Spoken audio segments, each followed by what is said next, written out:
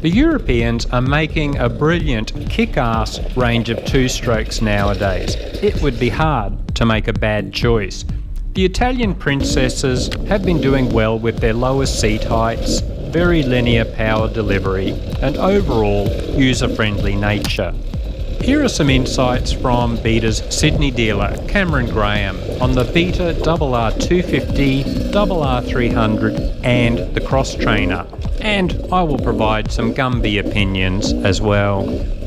300, the most popular bike in the range at this point, and I can see why. It's the most multi-purpose bike. That's the bike that you can out-drag your mates on their 450s and 500s. You can let it idle right down and climb at idle up any tall, snotty, root-infested hill. You can leave your hand off the clutch a lot and just let the torque of the motor pull you through things.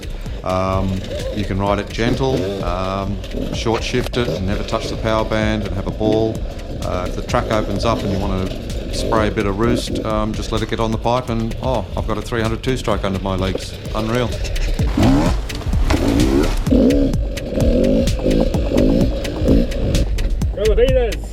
So the RR250 two-stroke, for single track where it's flowing and you need to flick through the trees, that's definitely my weapon of choice. I love the way the 250 engine, like I say, it revs up and it revs down faster than a 300. It's flickable, it's snappier, it's like an excitable young puppy. You give it a twist of the throttle and it just responds instantly. I find I can rear wheel steer on the 250 two-stroke by just unweighting the back, giving a squirt, and the back will just step around and off you go into the new direction. I've also noticed riding the 250 and the 300 directly back to back, the 250 changes direction quicker. It doesn't feel like there's as much inertia in the engine. It's quite strange to physically be able to feel the heavier 300 piston moving up and down as you ride. I got to ride the RR250 for 2 whole days and loved it. I would agree with Cameron's assessment. The 250 and 300 are technically the same weight, but the 250 does feel a bit more nimble due to less reciprocating mass. Just pause to read more. What did surprise me was the RR250 still had a lot of lowdown grunt and that same linear power delivery. Even with the softest power valve setting, I remember my old KTM 250 EXC had distinctly less lowdown power than a 300 and still had a power surge at around 5,500 revs as the power valve opened. However, the RR250 Beta was very smooth throughout the rev range, and with the power valve turned in most of the way, the power at low revs was good too, and no peakiness or power band suddenly kicking in. Which isn't surprising. For 2016, the 250 has had changes to the porting for more low-down grunt. While the RR300 has a butter-smooth engine, that extra low-down power can get less experienced riders into trouble. So I think in some cases the RR250 could suit less experienced dirt riders better. Trying to decide between the RR250 and 300, it mainly comes down to those engine characteristics. Ideally, you would need a test ride to know.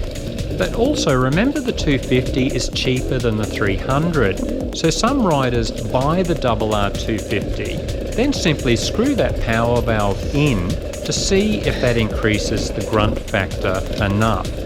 If not, you can grind down the cylinder head or buy an S3 head to increase the compression, which will boost low-down power. Or finally, if you feel you really need a 300's grunt, you can buy the RR300 parts and simply convert your bike, then have a spare 250 top end to either sell off or keep as a spare. Similar to KTM's, the deals on a RR250 can be up to $1,000 cheaper, which is around the cost of converting to a 300.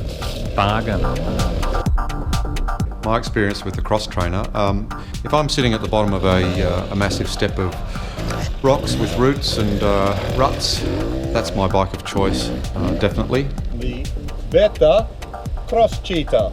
I'm not short, but being able to put my feet flat on the ground when things go pear-shaped, it's a benefit having the lower and the lighter bike. Just gives you a lot more confidence to be able to tackle things that normally you'd be a bit hesitant on, especially when you get on to more of the uphill stuff where you know your foot's going to fall into a hole when you stop.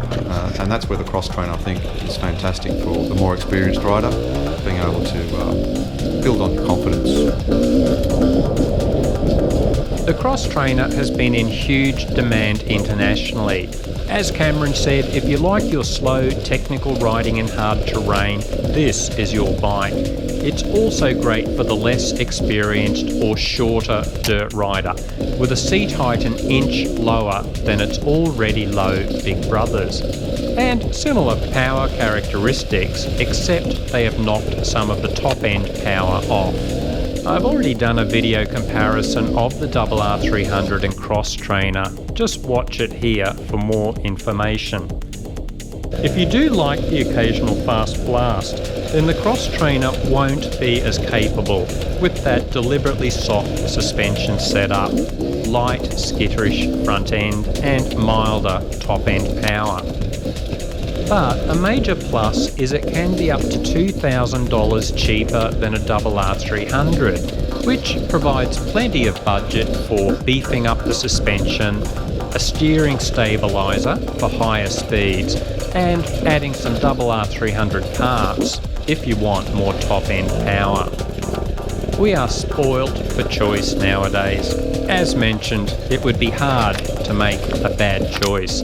There is a lot of overlap between all three of these Beta models, and the Beta power valve is well designed to transform the engine characteristics of all three bikes from mild to wild. For 2016, Beta is also finally getting that SART's suspension dialed in very nicely on all three models, and automatic oil injection complements the lower seat height and user-friendly nature of these bikes very well. Like any brand, Beta does have little issues that still need to be resolved, such as that pointy side stand that sinks into mud, and their plastics, while very cheap, are more likely to bend than break, at least compared to KTM's. They are certainly a capable bike in competition, but the rave reviews are coming from everyday riders. Get a test ride, see what you think.